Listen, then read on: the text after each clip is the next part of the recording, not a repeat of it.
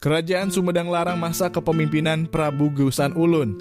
Kerajaan Sumedang Larang adalah salah satu kerajaan kecil di Jawa Barat yang pernah berdiri dengan sejarah yang dimulai dari Kerajaan Tembong Agung hingga akhirnya menjadi Kerajaan Sumedang Larang.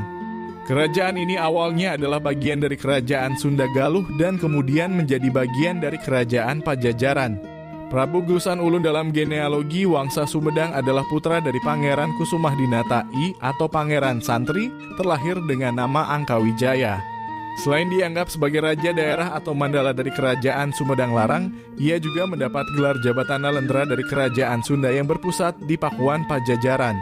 Masa kepemimpinan Prabu Geusan Ulun di Kerajaan Sumedang Larang 1579-1608 M dikenal sebagai masa puncak kejayaan kerajaan.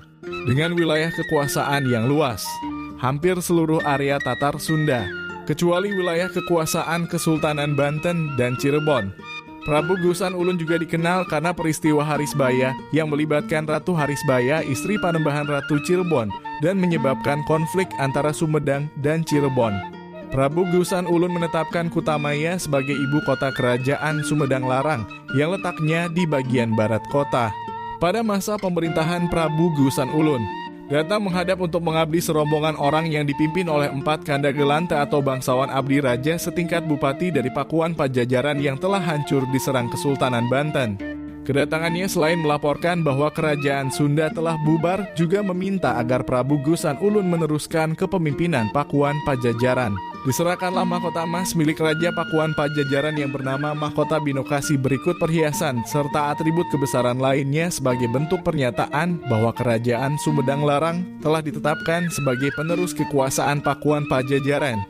Keempat Kandagalanta tersebut adalah Batara Sanghyang Hawu atau lebih dikenal sebagai Eyang Jaya Perkasa Batara Pancar Buana Eyang Terong Peot, Batara Dipati Wiradijaya Eyang Nangganan, Batara Sanghyang Kondang Hapa. Ketika Prabu Geusan Ulun turun takhta pada 1601, kekuasaan jatuh ke tangan putranya yang bernama Prabu Suryadiwangsa.